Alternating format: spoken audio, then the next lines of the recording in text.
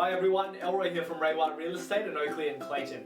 Now, in my previous video, I had a few messages come through wondering what some of the words were that I was using. So, I thought I'd make a quick video, and what it's going to be called is Real Estate Lingo You Need to Know. Okay, we spoke about finance, but in particular, pre-approval. What this literally means is the bank gives you a pre-approved amount that they allow you to borrow. How this helps is when it comes down to you purchasing a property and you've got another buyer's competition, your offer is going to be a lot more favourable because you've got a pre-approval. So that's where it really comes into play. Speak to your broker, he'll give you more advice on it. Okay, so last time I did mention the section 32, and within that I did talk about body corporate and easements. These are two things you can probably look up yourself when you do receive the section 32. Now, the main thing with an easement and what an easement actually is, it's any sort of, cabling or drains that go underneath the property. And what that means is that if the council does need access to that, they have access to your property to do the work they need.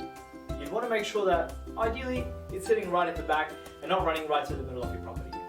Okay, so body corporate. Now, this usually comes into play when you have 3 or more properties on the same block, whether it be townhouses, units or apartments.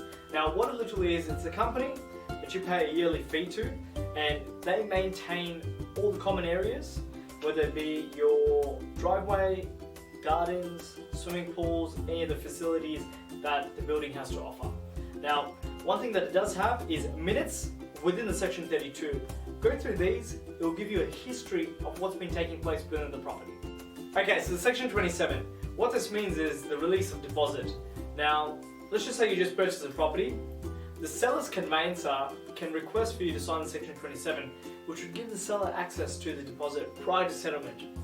In some instances, this can actually work in your favour. Let's just say you're competing against another buyer on this property, and if everything's pretty straightforward, you can also offer the early release of deposit, which in some instances, sellers actually require that when they're purchasing another property. So your offer could actually be a lot more favourable than your competition. Well, there you have it, guys. Hopefully that's been helpful. Those were the main questions that came through. Also, thank you for all the support from the previous video. I really do appreciate it, and I look forward to seeing you guys in the next.